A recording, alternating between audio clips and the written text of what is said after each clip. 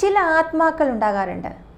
മരിക്കുന്നതിന് മുൻപ് അവരോട് അത്രയധികം ക്രൂരതകളും അനീതികളും കാണിക്കപ്പെട്ടിട്ടുണ്ടാകും. അതിനാൽ മരണശേഷവും തങ്ങൾക്ക് നേരിടേണ്ടി വന്ന അതേ ഭയാനകമായ അവസ്ഥ ജീവിച്ചിരിക്കുന്നവരോടും ചെയ്യാൻ അവർ ആഗ്രഹിക്കുന്നു. ഇന്ന് ഞാൻ നിങ്ങളോട് പറയാൻ പോകുന്ന കഥയും ഇത്തരമൊരു സംഭവവുമായി ബന്ധപ്പെട്ടതാണ്. ഇന്നത്തെ കഥ നമ്മുടെ രാജ്യത്തെ ഏറ്റവും കൂടുതൽ അപമാനിക്കപ്പെടുന്ന ഒരു സ്ഥലത്തെക്കുറിച്ചുള്ളതാണ്. മുംബൈയിലെ കാമാത്തിപുരം.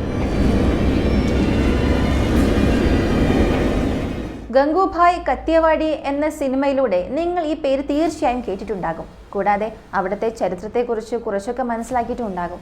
ഏഷ്യയിലെ ഏറ്റവും വലിയ രണ്ടാമത്തെ റെഡ് ലൈറ്റ് ഏരിയ ആണ് ഈ കാമാത്തിപുരം. ഒരിക്കൽ ഒരാൾ അവിടെ പോയി അവിടുത്തെ രുചി അറിഞ്ഞാൽ അയാൾ വീണ്ടും അവിടേക്ക് തിരികെ എത്തുമെന്നാണ് പറയപ്പെടുന്നത്. ഇന്നത്തെ കഥ സഞ്ജയുടെയും അവൻ്റെ കൂട്ടുകാരുടെയും കഥയാണ്. അവർ എങ്ങനെയാണ് ഇത്തരം കാര്യങ്ങളിൽ ചെന്നപ്പെട്ടതെന്ന് ഞാൻ നിങ്ങൾക്ക് പറഞ്ഞു തരാം. ഈ കഥ പറയുന്നതിനോടൊപ്പം തന്നെ കാമാത്തിപുരത്തെക്കുറിച്ച് മറ്റൊരു ചരിത്രം കൂടി പറയാൻ ഞാൻ ആഗ്രഹിക്കുന്നു. കാമാത്തിപുരയ്ക്കുള്ള ആ ഒരു കറുത്ത ചരിത്രം കാരണം അവിടെ പോകുന്ന ഓരോ കസ്റ്റമേഴ്സും ഓരോ രാത്രിയിലും ഭയന്ന് വിറയ്ക്കാറുണ്ട്. ആ തെരുവിലൂടെ നടക്കുമ്പോൾ പോലും അവർ ഭയപ്പെടാറുണ്ട്. സത്യത്തിൽ അവിടുത്തെ ഒരു പ്രത്യേക കോട്ടയിലേക്ക്, അതായത് ഒരു വേശ്യാലയത്തിലേക്ക് പോകാൻ എല്ലാവരും ഭയപ്പെടുന്നു. കാരണം ഈ പ്രധാന സംഭവം നടക്കുന്നത് അവിടെ വെച്ചാണ് ഇതെല്ലാം സംഭവിച്ചത്. നിങ്ങൾക്കറിയാവുന്നതുപോലെ ഇത്തരം റെഡ് ലൈറ്റ് ഏരിയകൾ കൂടുതൽ സജീവമാകുന്നത് രാത്രികാലങ്ങളിലാണ്. എന്നാൽ കേട്ടറിവനുസരിച്ച് ഈ പ്രത്യേക കോട്ടയുടെ അടുത്തേക്ക് രാത്രിയിലെന്നല്ല രാവിലെ പോലും ആരും അടുക്കാറില്ല. ഈ വീഡിയോ തുടങ്ങുന്നതിന് മുൻപ് ഇതുപോലുള്ള ഹൊറർ, മിസ്റ്റീരിയസ്, ഹിസ്റ്റോറിക്കൽ വീഡിയോസ് കാണുന്നതിനായി ഈ ചാനൽ നിങ്ങൾക്കിപ്പോൾ തന്നെ സബ്സ്ക്രൈബ് ചെയ്യാം.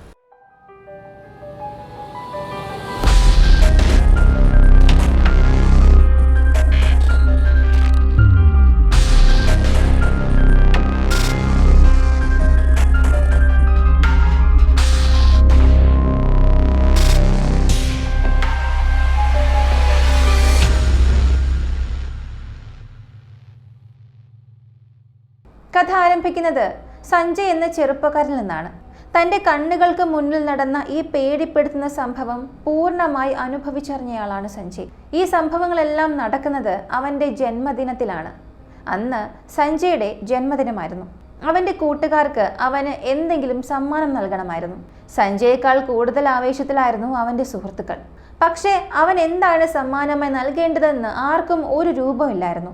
ഒടുവിൽ സഞ്ജയ് ഇപ്പോൾ പ്രായപൂർത്തിയായ ആളായതുകൊണ്ട് അവനൊരു വേശ്യയെ സമ്മാനമായി നൽകാമെന്ന് 3 മുതൽ 4 കൂട്ടുകാർ വരെ ചേർന്ന് തീരുമാനിച്ചു.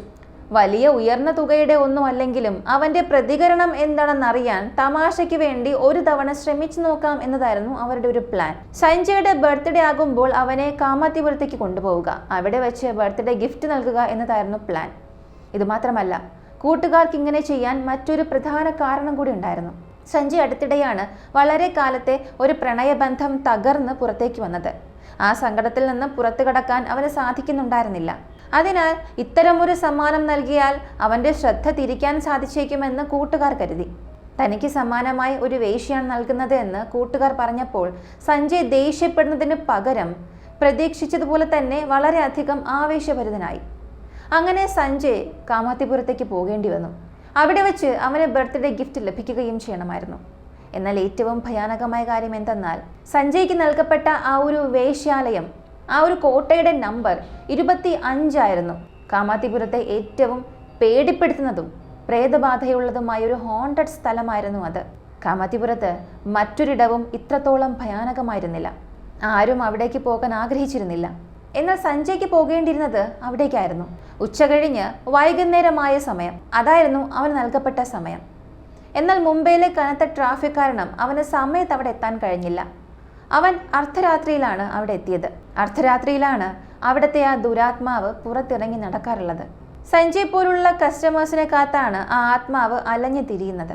സത്യത്തിൽ കോട്ട നമ്പർ 25-ലെ ഈ പ്രേതബാധയെക്കുറിച്ചുള്ള കഥ കാമാത്തിപുരത്തെ എല്ലാ സ്ത്രീകൾക്കും അറിയാവുന്ന ഒന്നായിരുന്നു. അവിടേക്ക് പോകുന്നത് അപകടകരമാണെന്ന് എല്ലാവർക്കും അറിയാമായിരുന്നു. എങ്കിലും ജീവിക്കാനുള്ള പ്രധാന വരുമാന മാർഗം ഇതായതുകൊണ്ട് സഞ്ജയ് അർദ്ധരാത്രിയിൽ അവിടെ എത്തിയപ്പോഴും അവർ പ്ലാൻ ചെയ്തതുപോലെ തന്നെ കാര്യങ്ങൾ മുന്നോട്ട് കൊണ്ടുപോയി. ലഭിക്കാനുള്ള തുക നഷ്ടപ്പെടുത്താൻ അവർ ആഗ്രഹിച്ചിരുന്നില്ല. തുടർന്ന് അർദ്ധരാത്രിയായിട്ടും സഞ്ജയും ആ സ്ത്രീയും കാമാത്തിപുരത്തെ ആ കോട്ട നമ്പർ 25 കാല് വെച്ചു. മറ്റൊരു കാര്യം കൂടി പറയാനുണ്ട്. കാമാത്തിപുരത്തെ എല്ലാ കോട്ടകളും വളരെ പണ്ട് കാലത്ത് നിർമ്മിക്കപ്പെട്ടവയാണ്. എന്നാൽ അതിലേറ്റവും പഴയത് ഈ വേശ്യാലയം 25 വളരെ വർഷങ്ങൾക്ക് മുൻപ് നിർമ്മിച്ചതുകൊണ്ട് തന്നെ അത് തീർത്തും ജീർണിച്ച തകർന്നടിഞ്ഞ ഒരവസ്ഥയിലായിരുന്നു. കണ്ടാൽ ആരും അകത്ത് കയറാൻ ഇഷ്ടപ്പെടാത്തൊരവസ്ഥ.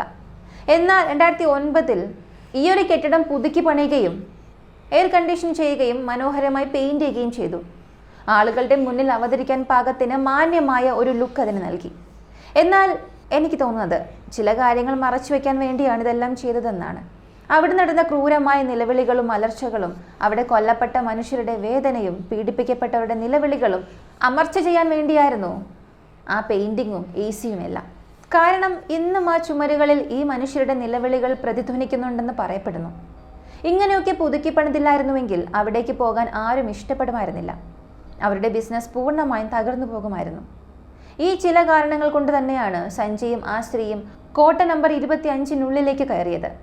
സഞ്ജയ് വളരെ ഭയന്നിരുന്നതുകൊണ്ട് അന്തരീക്ഷം അല്പം ലഘൂകരിക്കാനായി അവൻ ആ സ്ത്രീയോട് സംസാരിക്കാൻ തുടങ്ങി. കസ്റ്റമർ വന്ന് സംസാരിക്കുന്നത് ആ സ്ത്രീയെ സംബന്ധിച്ച് പുതിയൊരു കാര്യമായിരുന്നില്ല. എങ്കിലും അവർക്ക് സഞ്ജയോട് അല്പം വ്യത്യാസം തോന്നി. കാരണം സാധാരണയായി വരുന്ന ആളുകൾ ആവശ്യമുള്ള കാര്യങ്ങൾ മാത്രം സംസാരിച്ച് വേഗത്തിൽ മടങ്ങാറാണ് പതിവ്. എന്നാൽ സഞ്ജയ് പേടിച്ചിരിക്കുകയാണെന്ന് ആ സ്ത്രീക്ക് മനസ്സിലായി. എങ്കിലും അവരെ സംബന്ധിച്ച് അവനൊരു സാധാരണ കസ്റ്റമർ മാത്രമായിരുന്നു. എന്നാൽ പതുക്കെ പതുക്കെ അവരുടെ സംസാരം അവസാനിച്ചു. ഇനി സഞ്ജയ് അവിടേക്ക് വന്ന ആ പ്രധാന കാര്യം മാത്രമാണ് ബാക്കിയുണ്ടായിരുന്നത്. അവിടെ കാര്യങ്ങൾ നടക്കാൻ തുടങ്ങിയപ്പോഴേക്കും പെട്ടെന്ന് കാമാത്തിപുരത്തെ ലൈറ്റുകളെല്ലാം ഓഫായി. ചുറ്റും കട്ട ഇരുട്ട് പരന്നു. ആ നിമിഷം ആ സ്ത്രീ സഞ്ജയോട് ചോദിച്ചു, നിങ്ങൾ പ്രൊട്ടക്ഷൻ കരുതിയിട്ടുണ്ടോ എന്ന്. സഞ്ജയ് പറഞ്ഞു, ഇല്ല, ഞാൻ കരുതിയിട്ടില്ല. ശരി, കുഴപ്പമൊന്നുമില്ല. പല കസ്റ്റമേഴ്സും ഇതൊന്നും കരുതാറില്ല എന്ന് എനിക്കറിയാം. അതുകൊണ്ട് ഞങ്ങൾ കുറച്ച് കരുതി വയ്ക്കാറുണ്ടെന്നും പറഞ്ഞ് ആ സ്ത്രീ അതെടുക്കാനായി മുറിക്ക് പുറത്തേക്ക് പോയി. ഇത് കേട്ടപ്പോൾ സഞ്ജയ്ക്ക് ചെറിയൊരു അസ്വസ്ഥതയും നാണക്കേടും തോന്നി. അവൻ അല്പം മാറി മുറിയിലെ ജനലിനടുത്ത് പോയിരുന്നു. രാത്രിയിലെ ഇരുട്ടിൽ സഞ്ജയ് ജനലിനടുത്ത് തന്നെ ഇരുന്നു. ഏകദേശം 10 മിനിറ്റ് കഴിഞ്ഞിട്ടും ആ സ്ത്രീ തിരികെ വന്നില്ല.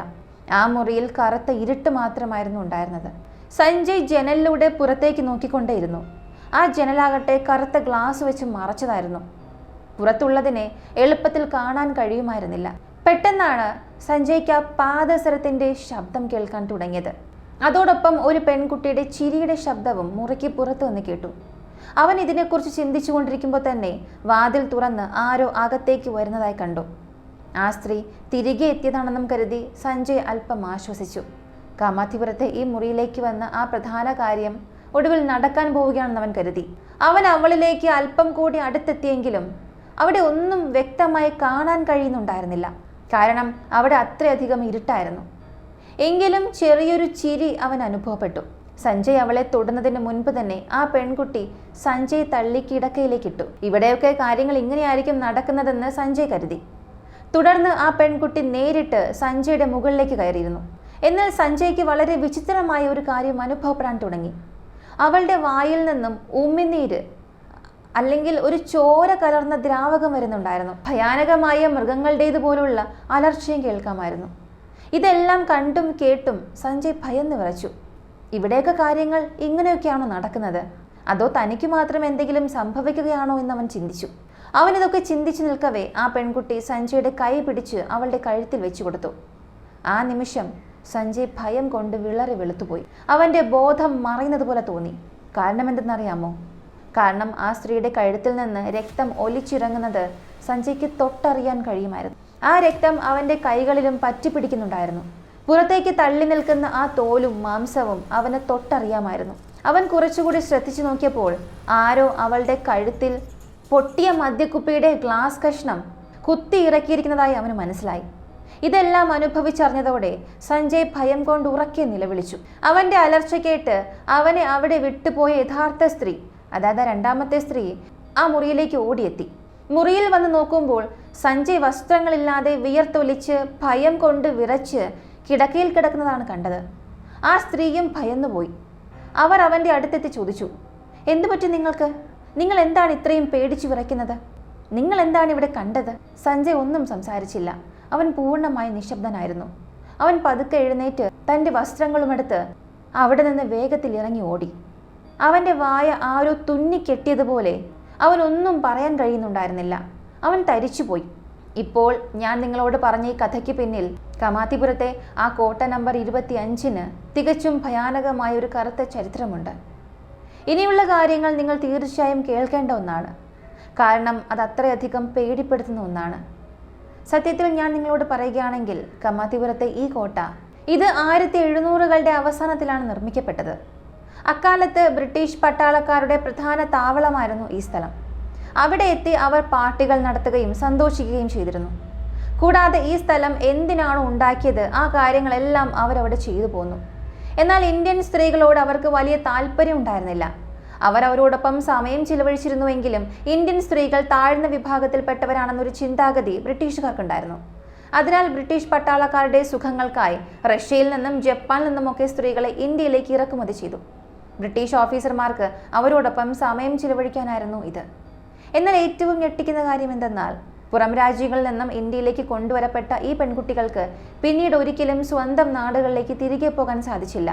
കാരണം അക്കാലത്ത് ഇന്ത്യയിൽ ഉണ്ടായിരുന്ന ആ ബ്രിട്ടീഷ് സൈനികർ ആ മുറികൾക്കുള്ളിൽ വെച്ച് ഈ സ്ത്രീകളോട് അതിക്രൂരമായി പെരുമാറി.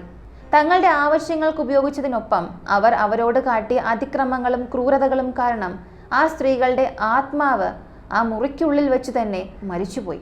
അവരുടെ യഥാർത്ഥ മൃഗീയതയാണ് അന്ന് അവിടുത്തെ സ്ത്രീകൾ കണ്ടത്. അന്ന് ആ ബ്രിട്ടീഷ് ഓഫീസർമാരാൽ പീഡിപ്പിക്കപ്പെടുകയും കൊല്ലപ്പെടുകയും ചെയ്ത ആ സ്ത്രീകളുടെ ആത്മാക്കൾ ഇന്നും ആ മുറികൾക്കുള്ളിൽ കുടുങ്ങിക്കിടക്കുകയാണെന്ന് പറയപ്പെടുന്നു.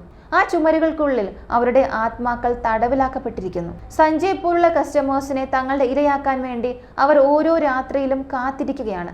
ഇത്തരം ഭയാനകമായ കഥകൾ മുംബൈയിലും ഇന്ത്യയിലുടനീളം പ്രചരിച്ചപ്പോൾ നിരവധി പാരനോർമൽ ഇൻവെസ്റ്റിഗേറ്റർമാർക്ക് ഇതിൽ വലിയ താല്പര്യം തോന്നി. ഇതെല്ലാം കെട്ടിച്ചമച്ച കഥകളാണോ, അല്ലെങ്കിൽ ഇതിൽ എന്തെങ്കിലും സത്യമുണ്ടോ എന്നറിയാൻ അവരവിടെ എത്തി. EVP മെഷീനുകൾ, സ്പിരിറ്റ് ബോക്സുകൾ, സ്പിരിറ്റ് കമ്മ്യൂണിക്കേഷൻ എന്നിവയുടെ സഹായത്തോടെ അവർ പരിശോധിച്ചപ്പോൾ അവിടെ യഥാർത്ഥത്തിൽ നിരവധി ആത്മാക്കൾ ഉണ്ടെന്ന് അവർക്ക് കണ്ടെത്താൻ കഴിഞ്ഞു. അവരുടെ ഉപകരണങ്ങളിൽ ആ ശബ്ദങ്ങളെല്ലാം പതിയുകയുണ്ടായി. തങ്ങൾക്കൊരിക്കലും സ്വന്തം വീടുകളിലേക്ക് തിരികെ പോകാൻ കഴിയാതിരുന്നതുപോലെ ഈ കോട്ടയിലേക്ക് വരുന്ന ഒരു വ്യക്തിയും പിന്നീട് ജീവനോടെ സ്വന്തം വീട്ടിലേക്ക് തിരികെ പോകരുത് എന്ന് ആ ആത്മാക്കൾ ആഗ്രഹിക്കുന്നുവെന്നാണ് അവിടുത്തെ ആളുകൾ പറയുന്നത്. വീഡിയോയുടെ തുടക്കത്തിൽ ഞാൻ നിങ്ങളോട് പറഞ്ഞത് ഓർമ്മയുണ്ടാകുമല്ലോ, കോട്ട നമ്പർ 25 അടുത്തേക്ക് രാത്രിയിലോ രാവിലെയോ ആരും അടുക്കാറില്ല. എന്നാൽ രാവിലെ അവിടുത്തെ പ്രദേശങ്ങളിലൂടെ പോകുന്നവരുടെയും അവിടെ താമസിക്കുന്നവരുടെയും അനുഭവം എന്തായിരിക്കും? അവർ പറയുന്നതനുസരിച്ച് അവിടുത്തെ മുറികൾക്കുള്ളിലേക്ക് കയറുമ്പോൾ ആരോ തങ്ങളെ ദേഷ്യത്തോടെ ഉറ്റുനോക്കുന്നതായി അവർക്ക് എപ്പോഴും അനുഭവപ്പെടാറുണ്ട്. ആരോ തങ്ങളെ നിരന്തരം നിരീക്ഷിച്ചു കൊണ്ടിരിക്കുകയാണ് എന്നൊരു തോന്നൽ.